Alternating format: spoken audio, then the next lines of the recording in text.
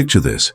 You wake up one day and realize that everything you do, absolutely everything, is just a desperate attempt to escape pain.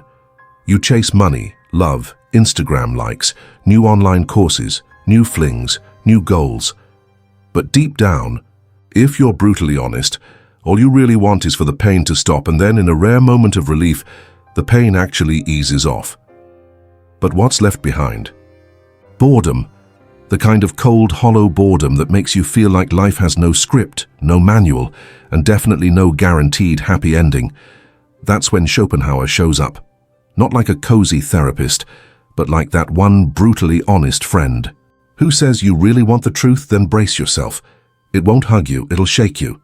If that kind of raw truth makes you curious, and if you want to dive deeper into how the human mind really works, go ahead and subscribe to the channel now. We won't sugarcoat reality here, but we won't let you face it alone either. Back to it. Arthur Schopenhauer wasn't out here writing inspirational quotes. He didn't believe everything happens for a reason, or that positive thinking solves everything. In fact, he saw the world more like a stage built entirely on suffering, with humans just playing roles in a script they didn't write and don't even know they're following. And if that sounds a bit extreme, hold on tight, because this video is a deep dive into some of the most disturbing and strangely freeing ideas of one of the most brutally honest thinkers who ever lived. The game you never chose to play. Have you ever felt like you're just running on autopilot?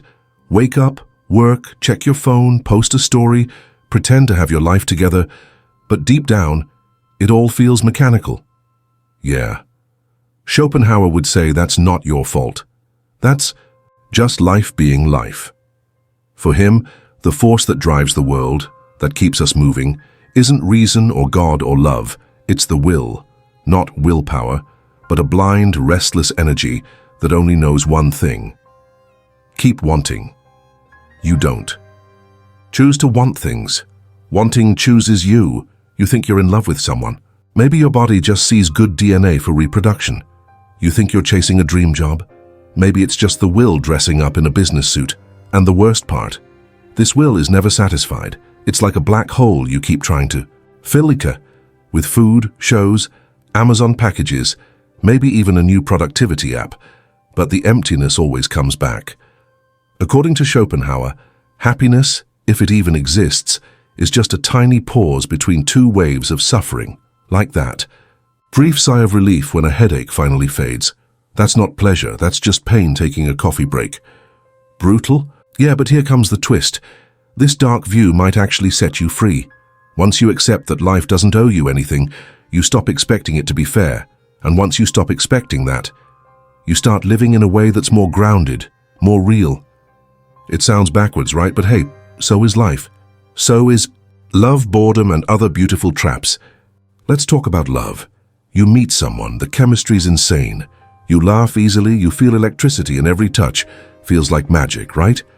Then time passes, routine kicks in, silences grow, arguments repeat, and suddenly you're wondering, what happened to that perfect love? Schopenhauer has an answer. And trust me, it's not romantic. He believed love is just a biological trick, nature's way of keeping the species alive. Yeah, not exactly notebook material. You don't fall in love because you found your soulmate. You fall because your DNA liked the potential of mixing with theirs, and once that desire is fulfilled, the magic fades. The spark becomes obligation. The mystery becomes boredom. You didn't fall for a person, you fell for what your survival instinct saw in them. And before you say, that's way too cold, look around. How many couples do? You know who still look at each other like they did in the beginning. How many are staying together out of habit, fear, or just plain loneliness? If love were purely poetic, it wouldn't fade so easily. But if it's mostly chemistry, then yeah, no wonder it evaporates. Now let's talk about boredom. You know, that weird feeling when everything is okay. No emergencies, no bills overdue, no one breathing down your neck. And suddenly, life feels empty. That's boredom. And Schopenhauer called it the prize you get for escaping pain. You spend your whole life fighting for peace. And when you finally get it, you realize it doesn't fill the hole. The absence of pain, surprisingly, isn't happiness, it's just silence. And in that silence, you come face to face with who you really are. No distractions, no fake goals, no endless hustle. And honestly, it's not always pretty. That's why we run, why we stay busy, why we fill our calendars with tasks, goals, habits, routines, because pain keeps you occupied. Boredom doesn't. Boredom just stares back at you and says, maybe there's nothing here at all, except you, and that might be the scariest part of all. Real freedom is found in silence. Now here's the gut punch. Schopenhauer said, as long as there is will, there will be suffering, and the only real way to find peace? Silence the will, not by becoming a monk in the mountains or giving up on life, but by letting go of the illusion that reaching this goal, becoming that person, or hitting that number will finally bring you peace. Because, spoiler alert, it won't. Peace doesn't come from getting what you want. It comes from not needing to want so badly in the first place. You might say, but that's impossible. And maybe it is. Maybe we're wired to want, to crave, to chase. Maybe the struggle is life. But what if the real awakening is simply knowing that? Knowing that you'll always want things, but that you don't have to be dragged around by your wants. You can want and still watch your wants like a curious observer, like someone watching a movie, not starring in it. You can smile at those cravings, like hearing a street vendor trying to sell you an umbrella on a sunny day. And more than anything, you can stop blaming yourself for not being happy all the time, because happiness isn't a permanent state. It's a flicker, a cold drink on a hot day, a hug you didn't expect, a laugh in the middle of a mess. It doesn't show up because you did everything right. It shows up even when everything's wrong, and in the end, yeah, everyone dies. But Schopenhauer didn't see death as some terrifying villain. He saw it as the final stillness, the true peace, because even the will in death goes quiet. That's not a reason to give up.